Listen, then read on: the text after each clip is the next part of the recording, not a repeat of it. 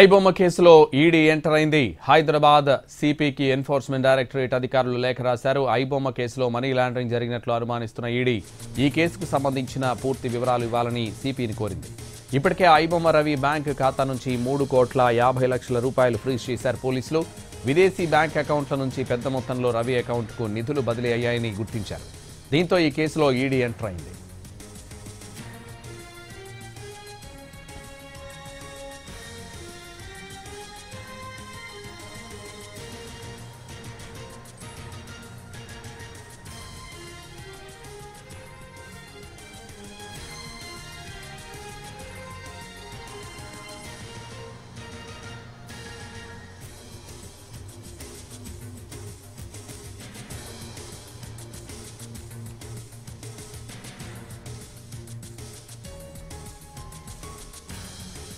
ఐబొమ్మ కేసులో ED enter అయింది. Hyderabad సిపికి enforcement directorate అధికారులు లేఖ రాశారు.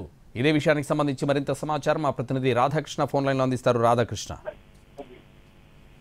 సంతోష్, ఐబొమ్మ నిర్వాహకుడు ఇమ్మడి రవికి సంబంధించి ఒకవైపు ఇప్పటికే అరెస్టు రిమాండ్ కూడా అయిపోయింది. మళ్ళీ అతని కస్టడీలోకి కూడా తీసుకోవాలని పోలీసులు భావిస్తున్నారు. ఈ నేపథ్యంలోనే ఇప్పటి వరకు జరిపిన దర్యాప్తులో ప్రధానంగా ఇమ్మడి రవి తన అకౌంట్స్ నుంచి క్రిప్టో కరెన్సీ ద్వారా కోట్ల రూపాయల నగదును ట్రాన్సాక్షన్ చేసినట్లు కూడా గుర్తించిన నేపథ్యంలో ఈడీకి పూర్తి స్థాయిలో దర్యాప్తు చేయాలని ఇప్పటికే హైదరాబాద్ కమిషనర్ సజ్జనార్ కోరడం జరిగింది. ఈ నేపథ్యంలోనే ఈడీ అధికారులు సిపి సజ్జనార్కి ఒక లేఖ రాశారు. కేసుకు సంబంధించిన డీటెయిల్స్ అన్నింటినీ కూడా తమకు అందజేయాలని కూడా కోరడం జరిగింది. ఈ నేపథ్యంలో ఈడీ డాక్యుమెంట్స్ అందిన వెంటనే ఈసీఐఆర్ నమోదు చేయబోతుంది. ఈసీఐఆర్ నమోదు చేసిన తర్వాత ఈ కేసుకు సంబంధించిన దాంట్లో ఈడీ తదుపరి దర్యాప్తును ప్రారంభించబోతుంది. ఎందుకంటే ఇప్పటికే ఐబొమ్మ రవికి సంబంధించిన బ్యాంకు ఖాతాను గుర్తించి దాదాపు 3.5 కోట్ల నగదును కూడా హైదరాబాద్ పోలీసులు సీజ్ చేయడం జరిగింది. అలాగే ఈ క్రిప్టో కరెన్సీకి సంబంధించి ఒకే అకౌంట్ కి 15 లక్షల రూపాయలు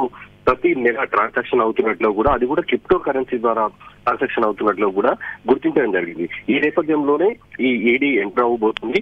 ఇప్పటికే లేఖ రాశారు కాబట్టి మరో 2 రోజుల్లో ఈడీకి ఈ కేసుకు సంబంధించిన పూర్తి డాక్యుమెంట్స్ అందిన వెంటనే ఈడీ ఈసీఐఆర్ నమోదు చేసి ఈ కేసులో క్రిప్టో కరెన్సీతో పాటు మనీ లాండరింగ్ కి సంబంధించిన అంశాలు, ఎందుకంటే విదేశాలలో ఉంటూ ఈ మొత్తం నగదు ట్రాన్సాక్షన్ ని చేయడం జరిగింది కాబట్టి ఈ వీటినన్నిటిని కూడా వెలుగులోకి తీసుకొచ్చేందుకు, అలాగే ఎక్కడ ఏ అకౌంట్ల ద్వారా ఈ ట్రాన్సాక్షన్ చేశారనేది గురించి ఆ అకౌంట్లను ఫ్రీజ్ చేయడం అనేది చేయడానికి ఈడీ త్వరలో రంగంలోకి దిగబోతుంది. సంతోష్.